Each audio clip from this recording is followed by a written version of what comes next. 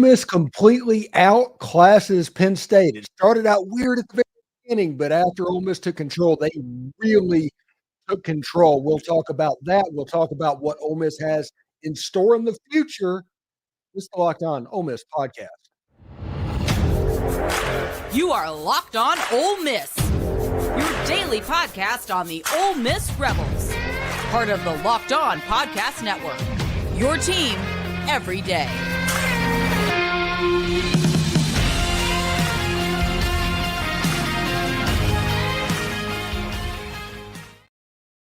Ole Miss defeated Penn State 38-25, and honestly, there was a garbage touchdown in there as well. Ole Miss was running 4-minute offense midway through the third quarter. Listen, this was the number one defense in America that has not given up near that many points.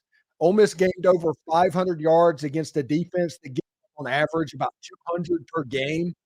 It's a situation to where basically Ole Miss gained like 2.5 games worth of yards against that defense. Jaxson Dart was completely unreal despite getting hurt on the first play. The running game got going. Trey Harris was really good. Caden Prieskorn, by the way, was just magical. If you want to look at these stats going on right now, let's look at that. Here we go. These are the current stats right now of the game. Jaxson Dart, 25 of 40, 379 yards, 3 touchdowns, averaged 9.5 yards per attempt. Jordan Watkins gained 15 yards, almost 394 yards passing. That's absolutely insane against the defense that's supposed to be as good as this one. Quinshon Judkins, even though Ole Miss was in 4-minute offense for a good portion of the second half, went over 100 yards as well, 34 carries, 105 yards. Ulysses Bentley had 3 for 19. Jaxson Dart ended up with 14, had a touchdown at the end. And then there was that just comical run by J.J. Pegues on 4th down later on. 2 100-yard receivers. Caden Prieskorn had 10 catches for 136 yards, 2 touchdowns. Trey Harris, 7 for 134. Dayton Wade had 3 for 61. Caden Lee, who played the majority of the game, the rumor that people were saying on Twitter was that it was due to a hamstring issue with Jordan Watkins. So I don't think it's anything major. I don't think they were trying to prove anything. But Caden Lee played the majority of that football game and played pretty well.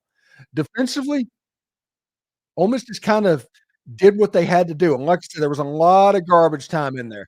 Drew Aller ended up 19 for 39 for 295, 2 TDs and a pick. Now, most of those passing yardage happened when the game was ostensibly over. But Penn State ended up with 510 yards of offense, 343 passing, 167 rushing.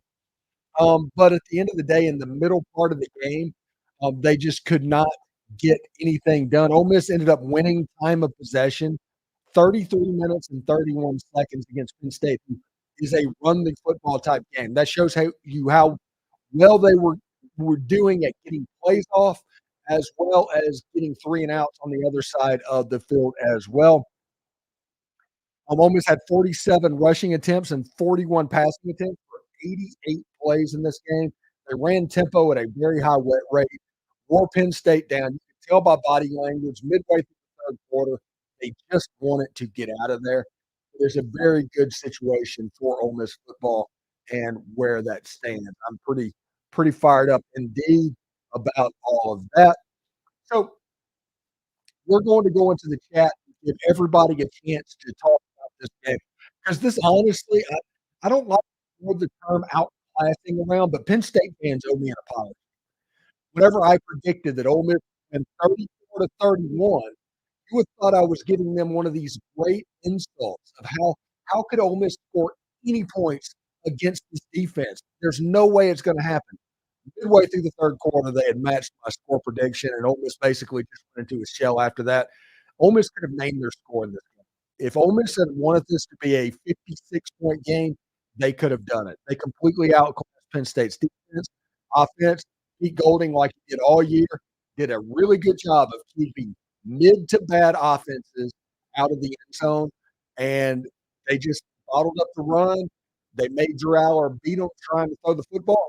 Not do that, not particularly accurate today, and occasionally they got pressure on the game.